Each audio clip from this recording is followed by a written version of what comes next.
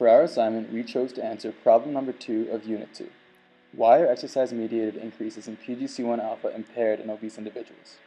The study controlled for VO2 peak, heart rate, and maximum workload, with muscle biopsies being taken at rest after 30 minutes and after 300 minutes of exercise. According to this graph, significant increases in PGC1 alpha protein were seen in lean individuals compared to obese individuals at 30 minutes and at 300 minutes of work. With reference to the activation of PGC1 alpha, there are several pathways which will cause an increase. 2 pathways phosphorylate PGC1 alpha and 1 deacetylates it. The first pathway is initiated in the sarcoplasmic reticulum, where calcium is released upon contraction. This calcium activates CAMK, which then in turn activates LKB1. LKB1 activates AMP kinase, which then activates NAMPT. NAMPT will remove the hydrogen from NADH, forming NAD+. NAD+ is used as a substrate for SIRT1, which acts as a means of deacetylation for PGC1 alpha, therefore increasing its activation. CAMK also phosphorylates P38, which in turn phosphorylates PGC1 alpha. This leads to an increase of the activation of PGC1 alpha. As the muscles contract, ATP is broken down into ADP and AMP. AMP activates AMPK, and AMPK phosphorylates PGC1 alpha, therefore increasing its activation. The line being drawn represents the muscle membrane. When the beta-adrenergic receptor and G protein are activated, ATP is converted into cyclic AMP. This leads to an activation of protein kinase A, which then phosphorylates SIRT1. This will deacetylate PGC1 alpha. The inhibitors of the activation of PGC1 alpha process are RIP140, which forms a complex with PGC1 alpha, which results in inhibition of PGC1 alpha mediated transcription. The second inhibitor is GCN5, which acetylates and inactivates PGC1 alpha. The third inhibitor is ROS, which inhibits P38.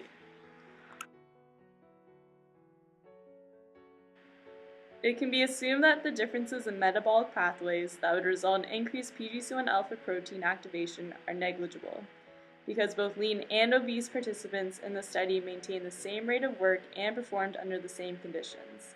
As such, we investigated the change in effects of PGC1 alpha inhibitors, chiefly that of GCN5.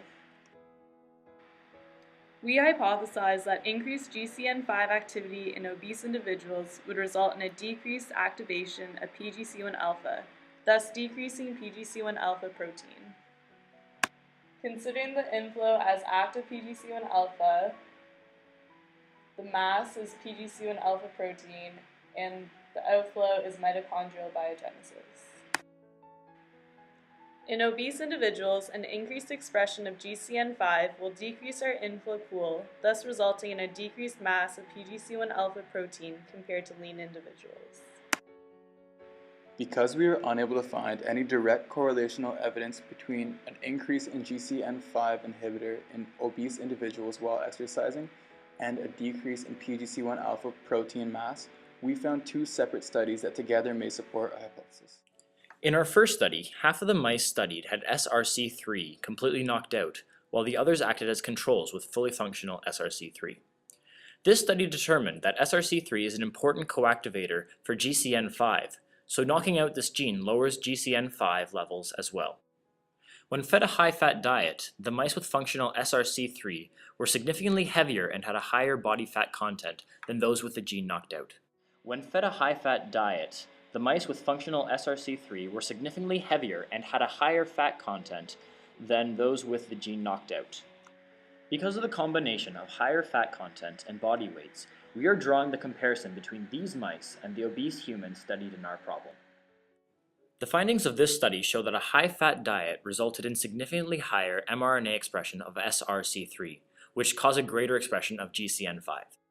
Due to the higher levels of GCN5 in the control mice, PGC1 alpha mRNA expression and protein content were significantly lower than the mice with SRC3 knocked out.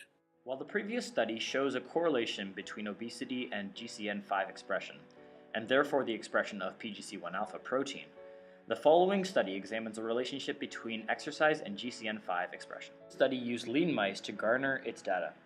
Its primary objective was to examine the effects of exercise on the expression of SIRT1, GCN5, and PGC1 alpha protein. These graphs represent the nuclear expression of GCN5 and the PGC1 alpha GCN5 ratio. Following exercise, there is a significant decrease in GCN5 expression and a significantly higher PGC1 alpha to GCN5 ratio. One of the most important findings of this study with reference to our problem was that GCN5 activity may be a very important factor in regulating PGC1 alpha activation after exercise, even more so than SIRT1. This suggests that the inhibition of PGC1 alpha may be more significant than the activation. Assuming our obese individuals also have elevated GCN5 expression at rest, as was seen in the heavier mice in the first study, even if exercise decreased this expression, it is likely that there will be a greater acetylation of PGC1 alpha than in lean individuals with a lower resting GCN5 expression. In conclusion, exercise would have a minimal effect on the concentration of PGC1 alpha protein in obese individuals, but would increase this content in lean individuals.